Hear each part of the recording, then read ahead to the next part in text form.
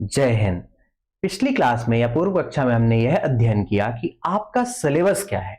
MPPSC mains के according अंतरिक्ष प्रौद्योगिकी को अगर लेके चला जाए तो उसमें सिलेबस के कौन कौन से पार्ट हैं, कैसे उसको अध्ययन करना है और क्या क्या आ सकता है। जिसमें हमने पहले ही आपको बताया इतिहास, संस्थान, व्यक्तित्व, बाह्य अंतरिक्ष समझौता, ठीक है ना। सेकेंड पार्ट है अंतरिक्ष यानों की कक्षा, थर्ड है प्रमोचक यानों की पीढ़ियां, उपग्रह एवं उनके प्रकार, भारत के प्रमुख महत्वपूर्ण अंतरिक्ष अभियान, उसके बाद अंतरिक्ष का कचरा, उसके उपयोग और अन्य पार्ट। इन सभी आधारों पर अंतरिक्ष प्रौद्योगिकी की स्टडी करनी है, इस टॉपिक को पढ़ना है। बात क्लियर है। अब हमने इस पे डिस्कशन तो कर लिया था कि पढ़ना क्या है। आज जो हम फर्स्ट टॉपिक पढ़ने जा रहे हैं वो क्या है, अंतरिक्ष प्रौद्योगिकी में संस्थान, कि कौन कौन से संस्थानों के बारे में अध्ययन करना है, ठीक है ना। तो जब संस्थान देखते हैं तो संस्थान को समझने से पहले एक चीज जान लेते हैं कि अंतरिक्ष प्रौद्योगिकी में तकनीकी कार्य क्या हो सकते हैं। कहने का मतलब ये कि अगर कोई संगठन बनाया जाए जो कि अंतरिक्ष प्रौद्योगिकी या स्पेस टेक्नोलॉजी के संदर्भ में काम करे, तो उस संगठन की मूल रूप से जिम्मेदारियां क्या होंगी। जैसे कि अगर आपको उपग्रह लॉन्च करके कहां भेजना है, अंतरिक्ष में भेजना है, तो उपग्रह को लॉन्च करके अंतरिक्ष में भेजने के लिए सबसे पहले उपग्रह तो बनाना पड़ेगा ना। क्या करना पड़ेगा, उपग्रह बनाना पड़ेगा। तो पहला काम उपग्रह बनाना। दूसरा काम क्या होगा, उपग्रह को ले जाने वाला प्रक्षेपण यान का निर्माण करना, ठीक है ना। तीसरा काम क्या होगा, प्रक्षेपण यान की प्रणोदक पद्धति का विकास करना। प्रणोदक पद्धति अर्थात जो बूस्टर सिस्टम है, जो प्रक्षेपण यान को ऊपर लेके जाएगा। नीचे जैसे आप देख रहे होंगे इंजन का वो पार्ट है जहां से बूस्ट हो रहा है, अर्थात ईंधन जल रहा है और गर्म हो रहा है। तो ये प्रक्षेपण यान की प्रणोदक पद्धति का विकास करना, ईंधन का यूटिलाइजेशन कैसे करना है, ईंधन को बेहतर कैसे बनाना है, इस सभी पे काम कौन कर रहा है, एक प्रक्षेपण यान के लिए प्रणोदक पद्धति का विकास करने वाला केंद्र। साथ ही साथ हमने क्या बना लिया, उपग्रह बना लिया, उपग्रह के साथ प्रक्षेपण यान बना लिया, उसकी प्रणोदक पद्धति का विकास कर लिया। साथ में हमें क्या चाहिए, इन सभी काम को करने के लिए ह्यूमन रिसोर्स यानी कि मानव संसाधन चाहिए। मानव संसाधन यानी ऐसे बच्चे जिनको पढ़ा के आप क्या करेंगे, स्पेस टेक्नोलॉजी के इंजीनियर्स बनाएंगे। या ये समझ लीजिए कि आप एक ऐसे बच्चों को मानव संसाधन में परिवर्तित कर रहे हैं जो कि स्पेस टेक्नोलॉजी से संदर्भित वैज्ञानिक बनेंगे आगे जाके, ठीक है ना। अब ये संस्थान बनेगा किसके लिए, शिक्षण को लेकर के। इसके बाद अगला पार्ट क्या है, प्रमुख रूप से काम, प्रक्षेपण यान तो बन गया, सब कुछ बन गया, मानव संसाधन हो गया, उपग्रह बन गया। अब उपग्रह को लॉन्च करेंगे प्रक्षेपण यान के माध्यम से। तो उपग्रह प्रक्षेपण के लिए एक केंद्र होना चाहिए। साथ में जब उपग्रह उड़ के आसमान में जा रहा होगा, अगर आप ध्यान से देखें तो यहाँ उपग्रह ऊपर की ओर जा रहा है, अंतरिक्ष की ओर, ठीक है ना। तो उपग्रह सैटेलाइट लॉन्चर यानी कि प्रक्षेपण यान में है उपस्थित और जा रहा है अंतरिक्ष की ओर। तो इस रास्ते में प्रक्षेपण के बाद इसको ट्रैक करना तो जरूरी होगा ना। ट्रैक करना मतलब सही रास्ते से जा रहा है कि नहीं जा रहा है, सही लोकेशन पे जा रहा है कि नहीं जा रहा है, कहीं रास्ता या दिशा तो नहीं बदल लिया, कहीं धरती की ओर ही तो वापस नहीं आ रहा। इस तरह से इसको पूरी तरह से आपको ट्रैक करना भी जरूरी होगा। और ट्रैक करने के साथ साथ इसको सही दिशा देना, इस पे नियंत्रण रखना, कंट्रोल रखना भी जरूरी होगा। तो उपग्रहों को कक्षा तक ले जाना ये भी एक कार्य है। जब कक्षा में उपग्रह प्रक्षेपण यान से अलग हो जाए, कहां पे, जब कक्षा में या अंतरिक्ष में पहुंच जाए और प्रक्षेपण यान से अलग हो जाए, तो ये जो उपग्रह का पार्ट आप ध्यान से देख रहे होंगे इमेज में, ये अंतरिक्ष यान से अलग हो गया है और इसको अब सही लोकेशन पे हमें स्थापित करना है। किससे अलग हो गया, प्रक्षेपण यान से अलग हो गया है और अब इस उपग्रह को सही लोकेशन पे स्थापित करना है। मेरा कहने का मतलब ये कि हम जानते हैं कि अंतरिक्ष के जो प्रक्षेपण केंद्र है भारत में, वो सतीश धवन अंतरिक्ष अनुसंधान केंद्र है जो कि श्रीहरिकोटा में है। अब आंध्र प्रदेश में श्रीहरिकोटा में जो प्रक्षेपण केंद्र है, वहां से अगर कोई उपग्रह लॉन्च किया जाएगा तो उसके ऊपर जाएगा।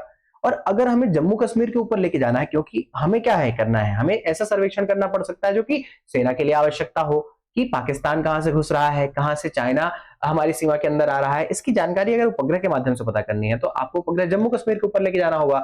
और कश्मीर के ऊपर ले जाने के लिए आपको क्या करना पड़ेगा, उपग्रह को एक लोकेशन से दूसरे लोकेशन तक स्थापित करने का काम करना होगा। साथ में उसका नियंत्रण एवं रखवाली का भी काम करना पड़ेगा। यह भी एक प्रमुख तकनीकी कार्य है। इसके बाद क्या, अब जब उपग्रह अंतरिक्ष में स्थापित हो गया तो हम क्या करेंगे, अब उपग्रह से जानकारी प्राप्त करेंगे। उपग्रह को अंतरिक्ष में हमने स्थापित तो कर दिया, पर उपग्रह से जानकारी प्राप्त करेंगे तो कैसे करेंगे, एंटीना के माध्यम से उससे संपर्क साधेंगे। एंटीना के माध्यम से मतलब एंटीना से उपग्रह को निर्देश देंगे और उपग्रह हमें अपनी जानकारी बताएगा कि उसने किस प्रकार की इमेजेस धरती के ली हैं और उसमें कौन कौन सी प्रमुख रूप से बातें हैं। मतलब उपग्रह का धरती में संचार करना तो आवश्यक होगा, संचार के साथ साथ उपग्रह की संचार पद्धति तो विकसित करनी पड़ेगी, साथ में उपग्रह से प्राप्त आंकड़ों को सुरक्षित भी रखना पड़ेगा। क्यों? क्योंकि उन्हीं आंकड़ों का तो हमें इस्तेमाल करना है। उपग्रह से जो आंकड़े मिलेंगे उन्हीं का तो यूज करना है, इसीलिए तो हमने उपग्रह भेजा है। कहां पे? अंतरिक्ष में। तो उपग्रह से प्राप्त आंकड़ों को सुरक्षित रखना, उसका उपयोग निर्धारित करना, यही अंतरिक्ष प्रौद्योगिकी के मूल रूप से कार्य है। तो एक बार फिर से देखते हैं क्या काम है।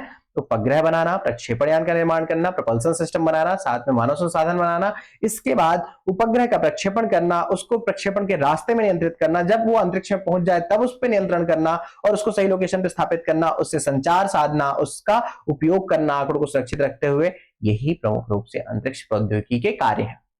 ये आप लोग समझ सकते हैं, आराम से समझ सकते हैं, कोई कठिन चीज नहीं है। तो अंतरिक्ष प्रौद्योगिकी कार्य तो आपको समझ में आ गए होंगे।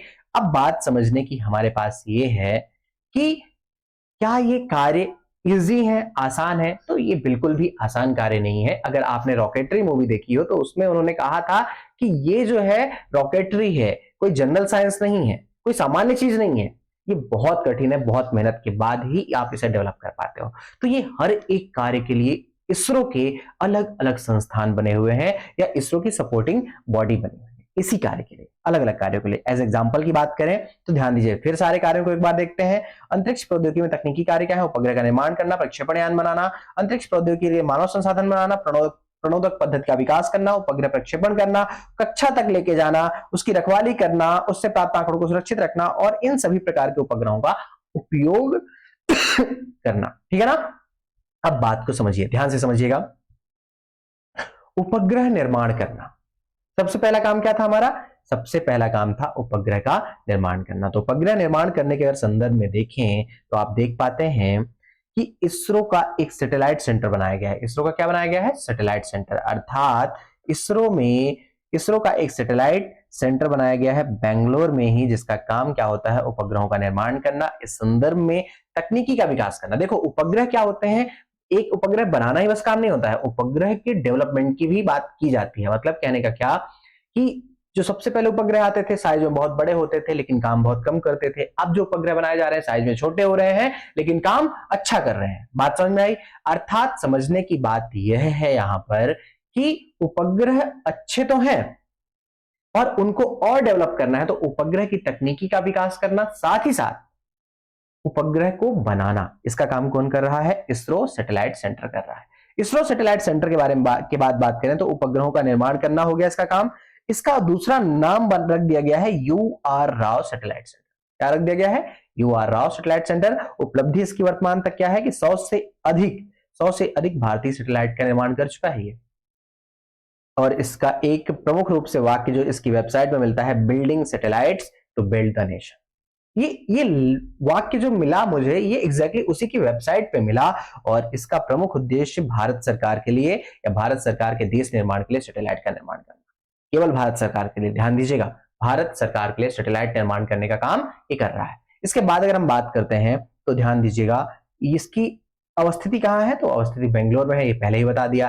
अब सैटेलाइट तो हमने बना लिया, सैटेलाइट के बाद अब क्या करेंगे? प्रक्षेपण यान का निर्माण करेंगे। तो प्रक्षेपण यान का निर्माण कहां होगा? विक्रम साराभाई अंतरिक्ष अनुसंधान केंद्र में, और इसके अंतर्गत प्रक्षेपण यान बनाए जाते हैं जिसमें इसने PSLV यानी कि ध्रुवीय सैटेलाइट लॉन्च व्हीकल का निर्माण कर लिया है, GSLV यानी कि जियो सिंक्रोनस सैटेलाइट लॉन्च व्हीकल का निर्माण कर लिया है, साथ में रियूजेबल सैटेलाइट लॉन्च व्हीकल का आविष्कार कर रहा है। ये प्रौद्योगिकी अभी आविष्काररत है। साथ में एयर ब्रीथिंग सैटेलाइट जो कि स्क्रैमजेट, रैमजेट वगैरह है, उनको बनाने की कोशिश कर रहा है। साथ में ही मानव अंतरिक्ष उड़ान के लिए भी प्रक्षेपण यान का निर्माण करने की कोशिश कर रहा है। ठीक है ना? अब इसकी अवस्थिति कहां है? तो इसकी अवस्थिति तिरुवनंतपुरम में। कहां है? तिरुवनंतपुरम में। और इसका नाम विक्रम साराभाई जी के नाम पे रखा गया है, जो अंतरिक्ष प्रौद्योगिकी के एक तरह से संस्थापक कर्ता माने जा सकते हैं या माने जाते हैं। ठीक है ना? तो विक्रम साराभाई अंतरिक्ष केंद्र कहां? तिरुवनंतपुरम में। काम क्या? प्रक्षेपण यान का निर्माण करना। बात क्लियर है? इसके बाद अगला पार्ट अगर हम देखें तो अगला कौन सा पार्ट है?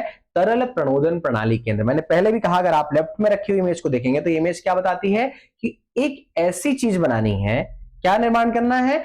एक ऐसा प्रणोदक सिस्टम निर्माण करना है जो कि क्या करे?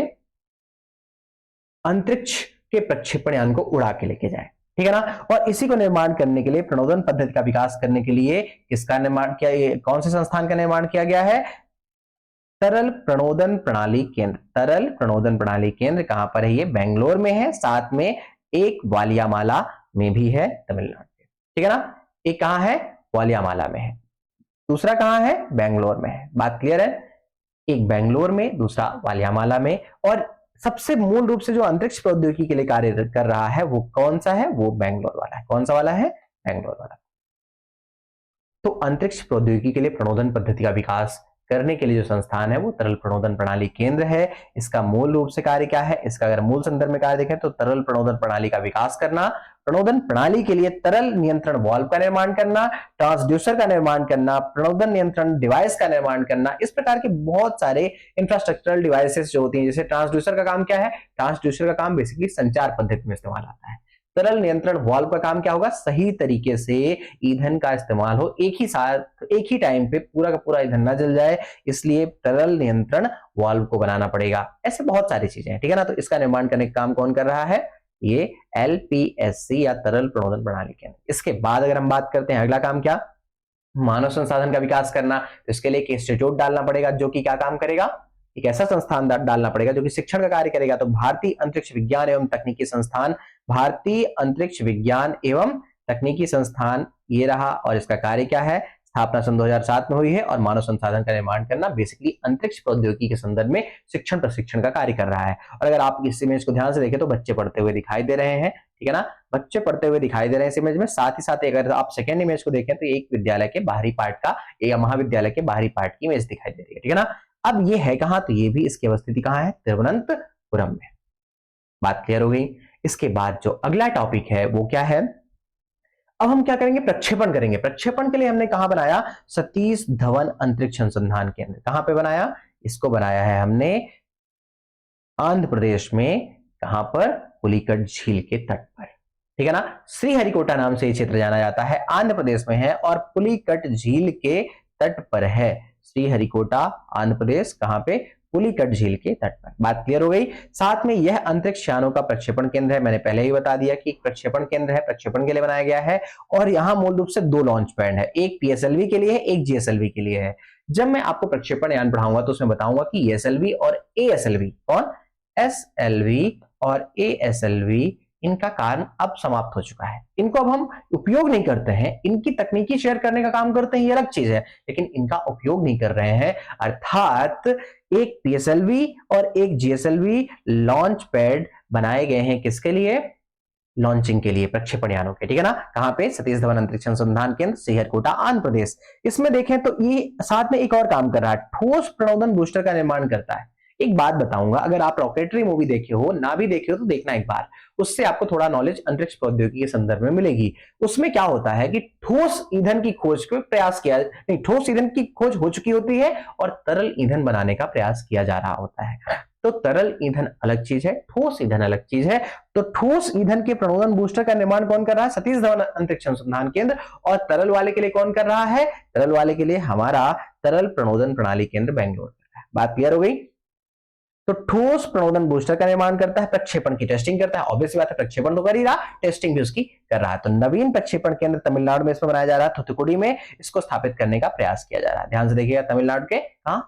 थुथुकुडी में। ठीक है ना? इसके बाद अगला पार्ट क्या आता है? इसरो की telemetry tracking and command network. ISRO की telemetry tracking and command network. आपको अगर एक इमेज याद हो तो उसमें मैंने बताया था कि जब उपग्रह अंतरिक्ष की ओर उड़ान भर चुके होंगे, कहां की ओर? अंतरिक्ष की ओर। ध्यान से देखिए इस इमेज को, जब उपग्रह अंतरिक्ष की ओर उड़ान भर चुके होंगे या प्रक्षेपण यान उड़ान भर चुका होगा, तो उसको एक सही दिशा देने के लिए, उसको ट्रैकिंग करने के लिए आपको क्या करना पड़ेगा? आपको उससे लगातार संपर्क साधे रहना पड़ेगा और उसको सही दिशा में जाए उस दिशा में डायरेक्ट भी करना पड़ेगा या निर्देशन भी करना पड़ेगा। तो रास्ते में जब ये है अंतरिक्ष की ओर जा रहा है, तब इसको ट्रैक करना और इसको एक सही दिशा देना, इस पे नियंत्रण बना के रखना, ये काम किसका है? यही काम एग्जैक्टली है टेलीमेट्री सेंटर का। 1 मिनट, एक बार दिखाता हूं, ISRO telemetry tracking and command network centre. ठीक है ना? इसी का काम क्या है? प्रक्षेपण यान और सैटेलाइट को क्या करना? प्रक्षेपण यान को ट्रैक करना, सैटेलाइट को ट्रैक करना और नियंत्रित करना।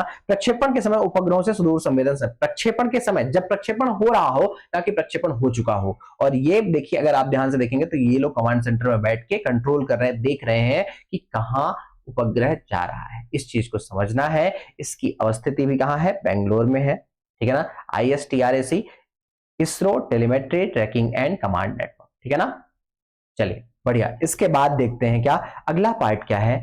अब उपग्रह पहुंच चुका है अंतरिक्ष में, अब उस पर नियंत्रण करना जरूरी है। क्या करना जरूरी है? उस पर कंट्रोल बनाना जरूरी है, क्योंकि उपग्रह अंतरिक्ष में पहुंच चुका है, उसको सही कक्षा में स्थापित करना जरूरी है और उस पर कंट्रोल बना के रखना जरूरी है। तो क्या करता है? भू स्थिर उपग्रहों को नियंत्रित करता है, उसको मॉनिटर करने का काम करता है एक लोकेशन पे स्थापित करके। और यह उपग्रह को प्रक्षेपण यान से अलग होने के बाद, मैंने पहले भी कहा, जब प्रक्षेपण यान से उपग्रह फाइनली अलग हो जाएगा, तब जो नियंत्रण करने का काम करेगा वो कौन करेगा?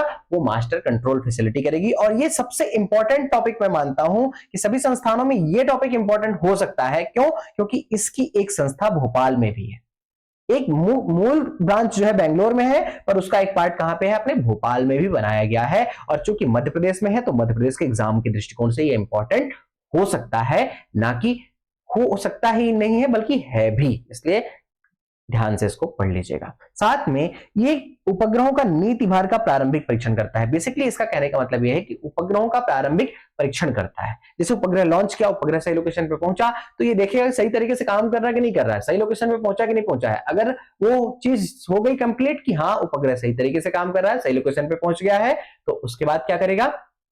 जिस संस्थान का वो उपग्रह होगा उसको हैंडओवर कर देगा, उसका नियंत्रण फिर उसको दे देगा, पर शुरुआती नियंत्रण तो अपने पास रखेगा। और भू स्थिर उपग्रहों का तो पूरी तरह से नियंत्रण करने का काम कौन करता है?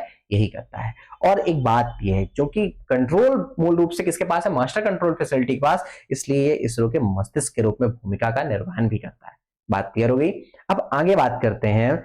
अगला है Indian space science and data centre. अब उपग्रह अंतरिक्ष में पहुंच चुका है, अब उसके आंकड़ों को सुरक्षित रखना है। तो ध्यान से देखेंगे, यहां पर कंप्यूटर का एक बहुत बड़ा सुपर कंप्यूटर बना हुआ है और यहां पर आंकड़े सुरक्षित रखे जा रहे हैं। कहां पर? बेंगलोर में ही Indian space science and data centre पे। ये क्या काम करेगा? आंकड़ों को इकट्ठा करेगा। कैसे आंकड़ों को? ध्यान से देखिएगा। इसरो विज्ञान को समर्पित उपग्रह, देखो उपग्रह कई प्रकार के होते हैं, पर कुछ उपग्रह विज्ञान को समर्पित होते हैं, जो साइंस में इन्वेंशन के लिए, अंतरिक्ष प्रौद्योगिकी में गहन अध्ययन के लिए इस्तेमाल किए जाते हैं। तो उन उपग्रहों का, उन उपग्रह मिशनों का डेटा कलेक्ट करता है, उसको सुरक्षित रखता है, उसको सदुपयोग के लायक बनाता है और साथ में वैज्ञानिकों तक इन आंकड़ों को पहुंचाने की मदद करता है। कौन? एक संस्थान जिसका नाम है Indian space science data centre, ठीक है ना। इसके बाद बात करते हैं अगला, Indian deep space network. Deep space network के बारे में जानने से पहले आप डीप स्पेस का मतलब समझ लीजिए। डीप स्पेस मतलब गहरा अंतरिक्ष। ये मैं केवल हिंदी रूपांतरण नहीं कर रहा हूं। गहरा अंतरिक्ष अर्थात जब आप धरती के गुरुत्वाकर्षण क्षेत्र को पार करके मंगल मिशन के बारे में बात करें, शुक्र मिशन के बारे में बात करें, आदित्य मिशन के बारे में बात करें, अर्थात आप सूर्य को भेजने वाले उपग्रहों के बारे में बात करें, ये सभी उपग्रह डीप स्पेस एरिया में जाते हैं, मतलब गहन अंतरिक्ष क्षेत्र में जाते हैं। जब हम धरती के गुरुत्वाकर्षण क्षेत्र से बाहर की बात कर रहे होते हैं, वहां पर डीप स्पेस वर्ड यूज किया जाता है। और जो उपग्रह हम बाहर भेजते हैं, जैसे मंगलयान को हमने भेजा, तो उससे संपर्क साधने का काम कौन करेगा? उससे संपर्क साधने का काम Indian deep space network centre करेगा। Deep space network system. क्यों? क्योंकि इसको, अब देखो, इसको संपर्क साधने के लिए बड़े बड़े एंटीना चाहिए होंगे ना, तो ये एंटीना लगे हुए हैं। अगर आप ध्यान से इमेज देखें, तो इमेज में, पहली इमेज में भी एक एंटीना दिख रहा है और दूसरी इमेज में भी एक एंटीना ही दिख रहा है, जो कि संपर्क साधने का प्रयास करता है। कहां से? जमीन में, बेंगलोर से अंतरिक्ष में, बहुत गहरे अंतरिक्ष में गए हुए अंतरिक्षयानों को ढूंढने की कोशिश करता है। साथ में गहन अंतरिक्ष मिशन में संचार सेवा प्रदान करता है। बात क्लियर हो गई। तो इंडियन डीप स्पेस नेटवर्क कहां? बेंगलोर में। और काम क्या? संचार साधने का मूल रूप से काम। और अगर हम Indian space science data centre के बारे में बात करें, तो ये आंकड़ों को कलेक्ट करने का काम करता है, ठीक है ना। इसके बाद अगला जो है संस्थान, वो है अंतरिक्ष का उपयोग केंद्र। आपने डेटा कलेक्ट कर लिया, आपने संचार कर लिया, उपग्रह तो लॉन्च कर ही दिया, अब क्या जरूरी है? आप उस आंकड़े का उपयोग करिए ना। तो ये क्या काम करता है? देश के, राष्ट्र के सामाजिक आर्थिक विकास के लिए, देश के सामाजिक आर्थिक विकास के लिए उपग्रहों से प्राप्त डेटा को उपयोगी बनाने का कार्य करता है और सरकार को उपलब्धता तय करता है कि सरकार इस चीज को प्राप्त करे और देश की सेवा में ऐसे कार्यों में मदद करे। जैसे कि एक बात बताइए, एक रिमोट सेंसिंग उपग्रह क्या काम कर सकता है? वो जमीन की फोटो ले सकता है, जमीन की माप कर सकता है, धरती की सतह की जानकारी कलेक्ट कर सकता है। क्या? एक रिमोट सेंसिंग सेंटर। और रिमोट सेंसिंग सेंटर अगर कभी भी जमीन की सतह की जानकारी दे सकता है, तो उस सतह की जानकारी या मैपिंग जो उसने की, उसका उपयोग सिविल इंजीनियरिंग में किया जा सकता है। तो अगर मैं बात करूं कि भारत सरकार को नेशनल हाईवे बनाना है, स्टेट हाईवे बनाना है, तो उसके लिए क्या करना पड़ेगा, उसके लिए इसरो से प्राप्त आंकड़ों को जो कि सुदूर संवेदी उपग्रह देंगे उनको उपयोग के लायक बनाना होगा और उसके माध्यम से ऑटोमेटिकली मैपिंग करके उस क्षेत्र के लिए इंफ्रास्ट्रक्चर तैयार करने की प्लानिंग की जा सकती है। मेरा कहने का मतलब यह है कि देश के सामाजिक आर्थिक विकास के लिए उपग्रह के अनुप्रयोग को निर्धारित करने का कार्य कौन कर रहा है, इसको निर्धारित करने का काम कर रहा है अंतरिक्ष उपयोग केंद्र। और है कहां ये, ध्यान से देखिए मैप में, ये है अहमदाबाद में, और अहमदाबाद एग्जैक्टली गुजरात के जिस लोकेशन में है उस लोकेशन को ही प्रेफर कीजिएगा। कहीं आप कच्छ में गिरी के पास मत चले जाइएगा, जहां पे डिनोट करना होता है एग्जैक्टली उसी लोकेशन पे डिनोट करना। तो अवस्थिति कहां है, अवस्थिति अहमदाबाद में, अंतरिक्ष उपयोग केंद्र की। इसके बाद अगला टॉपिक जो है वो क्या है, राष्ट्रीय सुदूर संवेदी केंद्र। बात को समझने की कोशिश कीजिएगा, राष्ट्रीय सुदूर संवेदी केंद्र, नेशनल रिमोट सेंसिंग सेंटर। अब सबसे बड़ी बात यह आती है कि नेशनल रिमोट सेंसिंग सेंटर का काम क्या होगा। देखो, उपग्रह को लॉन्च किया किसने, सतीश धवन अंतरिक्ष अनुसंधान केंद्र ने, उसको ऊपर पहुंचाने के लिए टेलीमेट्री सेंटर ने काम किया। उसके बाद जब पहुंच गया तो मास्टर कंट्रोल फैसिलिटी ने नियंत्रण किया, उसकी टेस्टिंग की, और उसके बाद उपग्रह को सही लोकेशन पे छोड़ने के बाद उसकी जानकारी जो खासकर रिमोट सेंसिंग उपग्रह है वो किसको दे देगा, वो दे देगा रिमोट सेंसिंग सेंटर को। पूरा नियंत्रण उसके हाथ में दे देगा रिमोट सेंसिंग सेंटर को। अब वो क्या करेगा कि जितने भी आंकड़े रिमोट सेंसिंग के माध्यम से या सुदूर संवेदन के माध्यम से धरती से प्राप्त किए जाएंगे उन सभी आंकड़ों को व्यावसायिक उपयोग के लायक बनाएगा, उसको बेचेगा। अगर प्राइवेट कंपनी होंगी तो उसको बेचेगा और भारत सरकार के लिए सुशासन के लिए सुदूर संवेदी उपग्रहों के आंकड़ों की उपलब्धता तय करेगा। कौन करेगा ये, राष्ट्रीय सुदूर संवेदी केंद्र या नेशनल रिमोट सेंसिंग सेंटर, और व्यावसायिक उपयोग के लिए भौगोलिक सूचना प्रणाली का निर्माण करेगा। भौगोलिक सूचना प्रणाली अर्थात जो डेटा किसने रिमोट सेंसिंग उपग्रह ने खींच के दिया है उसको कंप्यूटरीकृत करने का काम कौन करेगा, यही करेगा। और साथ में क्या करेगा, उसको लोगों को उपलब्ध भी कराएगा, किसके लिए, देश के विकास के लिए और प्राइवेट कंपनी को उनके अपने डेवलपमेंट के लिए, ठीक है ना। तो इस डेटा को बेचने का पैसा मिलने वाला है, इससे क्या होता है, इसरो का उत्थान होना है, देश को इनकम बढ़नी है, इसलिए हम क्या करते हैं, सुदूर संवेदी उपग्रहों का इस्तेमाल करते हैं, ठीक है ना। अवस्थिति कहां है इसकी, ऑब्वियस बात है, अवस्थिति हैदराबाद में, ध्यान रखिए, तेलंगाना के हैदराबाद में, ठीक है ना। अब आगे बात करते हैं भारतीय सुदूर संवेदी केंद्र या इंडियन रिमोट सेंसिंग सेंटर।